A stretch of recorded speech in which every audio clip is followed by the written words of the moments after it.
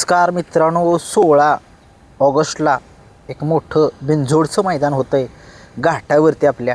आणि ह्या बिनजोडमध्ये आपल्या पश्चिम महाराष्ट्रातील नामांकित नंदी कोणकोणते त्या ठिकाणी पळू शकतील हे थोडीशी जाणून घेऊया. कारण की खूप जणांना उत्सुकता आहे की त्या ठिकाणी कोणकोणते बिनजोडला नंदी जे आहेत ते पळण्यासाठी येऊ शकतील.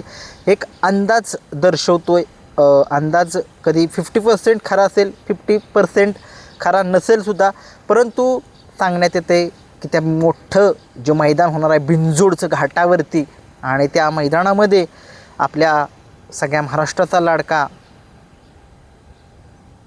त्याला देव म्हटलं जातं असा बकासूर पाळणार आहे का, याची थोडीशी चर्चा करूया. कारण की बकासूर आपला आजारी आहे थोडासा, आणि त्याला सर्दी झालेली आहे. तुम्ही ती मागची एक बाईटसुद्धा बघितलेली आहे वैभव मामांची. त्याच्यामध्ये सांगितलेलं आहे की बकासूर आपला थोडासा आजार आहे, तरीही तो सोन्या 50-50 केसरीला पळाला. आणि थोडंसं आपण सुद्धा समजून घेतलं पाहिजे की आपला या बैलगाडा शर्यतीतला देव बकासूर पळतो आहे.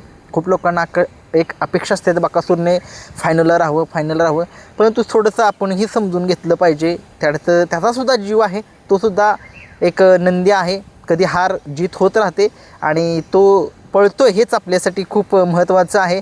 आणि आपला सगळ्या महाराष्ट्राचा लाडका देव बकासूर 16 तारखेच्या बिनजोडमध्ये पळू शकेल का, थोडीशी याच्याबद्दल एक चर्चा करूया. आणि काय वाटतंय, कारण की तुम्हाला माहिती आहे बकासूर आजारी असल्यामुळे थोडासा गॅपने पळवण्याचा निर्णय जो आहे तो घेतलेला आहे. आणि तो निर्णय ठरेल का पूर्ण, असं मला वाटते. कारण की 16 तारखेचं जे मोठं बिनजोडचं मैदान आहे त्या मैदानामध्ये मला असं वाटते की बकासूरचा त्या ठिकाणी शर्यत होऊ शकते. फिक्स म्हणू शकत नाही बरं का. काही लोक म्हणतील की बाबा फिक्सच हा सांगतोय का, फिक्स सांगू शकत नाही. कदाचित बकासूर त्या बिनजोडला येऊसुद्धा शकेल असं मला वाटतंय. तुम्हाला काय वाटतंय कमेंट्समध्ये सांगू शकताय.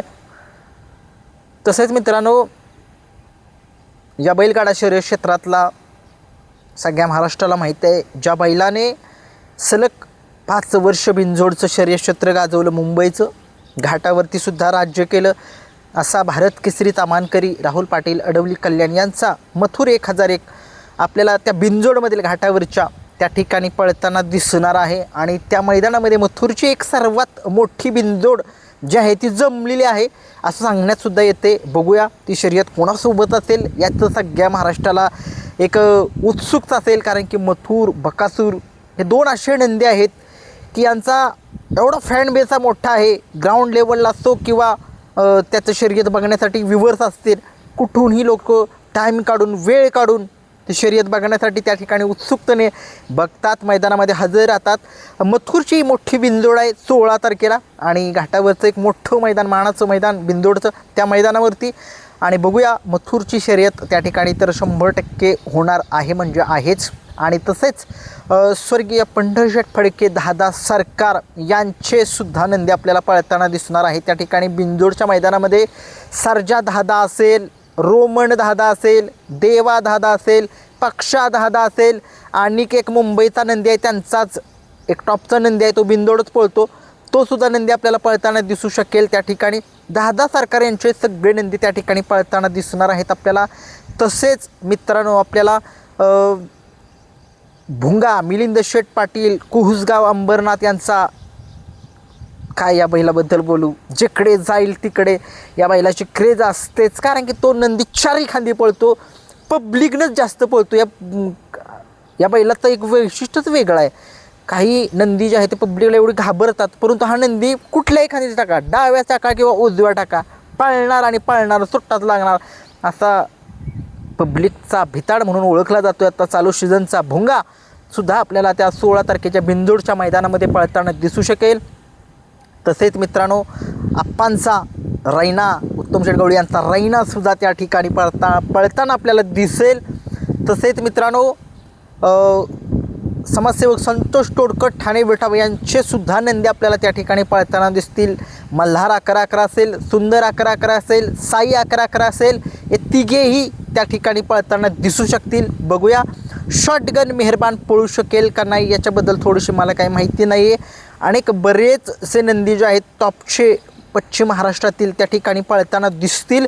आणि हे एक टॉपचे नंदी जे आहेत ते कोणकोणते पळणार आहे हे तुमच्यापर्यंत माहिती पोहोचवण्याचा प्रयत्न केला. आणि तुम्हाला जर का आणखीन जर कोणाचा एखाद्या गोरगरिबाचा सुद्धा नंदी असेल पळणार त्या ठिकाणी, त्यांनीसुद्धा कमेंट्स करू शकताय. त्यांचंसुद्धा नाव, त्यांच्या बैलाचंसुद्धा नाव लोकांना थोडंसं कळू द्या. नक्की तुम्ही टाईप करताना कुठला नंदी आहे मालकाचं नाव सांगा. कदाचित त्यांचंसुद्धा नाव आपल्या व्हिडिओच्या माध्यमातून लोकांना समजेल की नक्की कुठले नंदी आहेत, ते कसं पळतात. तुमचासुद्धा तिथं बैलाचं नाव टाका. आणि महत्त्वाचा विषय म्हणजे हे मैदान जे आहे ते बिनजोडचं मैदान आहे. आणि बिनजोडचं मैदान म्हटलं की सगळ्यांना उत्सुकता असते की काय कशा गाड्या पळत आहेत काय. बघूया 16 तारखेच्या मैदानामध्ये बिनजोडच्या आपल्याला महारथी पळताना दिसतील पश्चिम महाराष्ट्रातील. व्हिडिओ आवडला लाईक, शेअर आणि सबस्क्राईब नक्कीच करा. आणि असेच तुमच्यासाठी नवीन नवीन व्हिडिओ जे आहेत ते लवकरात लवकर घेऊन येतो. खूप दिवस झाले लोकांना वाटते की किरण शिवतोडे व्हिडिओज का टाकत आहे. 100% टाकण्याचा प्रयत्न चालूच आहे आपला.